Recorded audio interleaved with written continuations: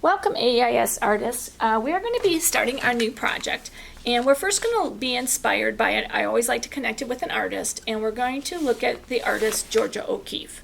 So we will have just recently watched a little YouTube video about her and her life and what type of art she did. Now, she did paintings, but we are going to use her inspiration for paintings, specifically flowers, and create a work in clay. So this would be an example of one of your finished products could be. These are different leaves. Looks like a ginger plant. You can just concentrate on one flower, or you can put a couple flowers in it. So it'll be either a nice wall hanging or a hot plate, a trivet. So we'll kind of create with clay. So we're just going to be inspired by Georgia O'Keeffe. So what we're going to do today is do our brainstorming. Eventually everyone's going to get a piece of clay, and this is what we're going to actually be working on it. But we're going to first start with a sheet of paper about the same size as your clay. So on this paper you might want to put your name and teacher's name, just in case if we lose it, we know who did the artwork. Okay. So on this piece of paper, you're going to be thinking about different types of flowers or plant life that you would like to work and have on your clay piece. So I like sunflowers, so I'm going to do some sunflowers. We also have these little tracers here if you want to do something with circles. So I think I'll use this circle and create my sunflowers. So today what we're doing is we're creating our rough draft so that we have an idea of what we want to put on our clay slab. So we're going to be working with slab creation. There's all different types of ways of working with clay. There's coils, there's slabs, which is what we're going to do.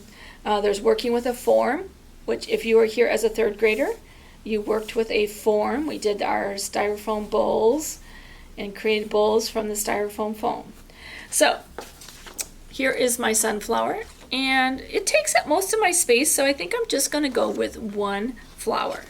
So I've got my design down, and again, this is just as a reference, and now I'm going to color it in so I have an idea of what type of glazes I'm going to use.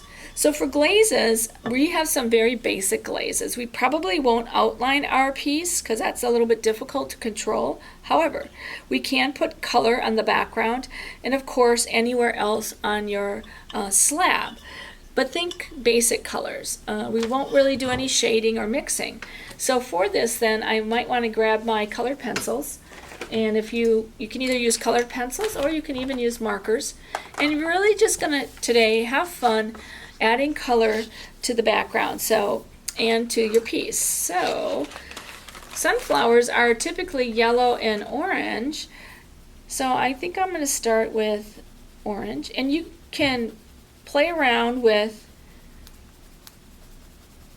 deciding, do you want them all orange or whatever flower that you're doing, or mix it up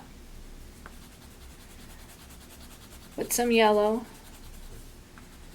So today we're going to do our rough draft, learning about Georgia O'Keeffe.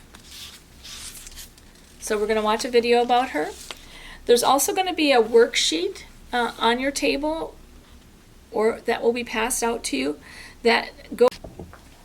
So my camera kicked out, so enjoy learning about Georgia O'Keeffe, working first with your rough draft and then coloring this in. When you're done with this, go to the handout, ask for a handout. It's a little worksheet that talks all about Georgia O'Keeffe, lets us know what your thoughts are about her. So it's a nice little review to understand a little bit about Georgia O'Keeffe.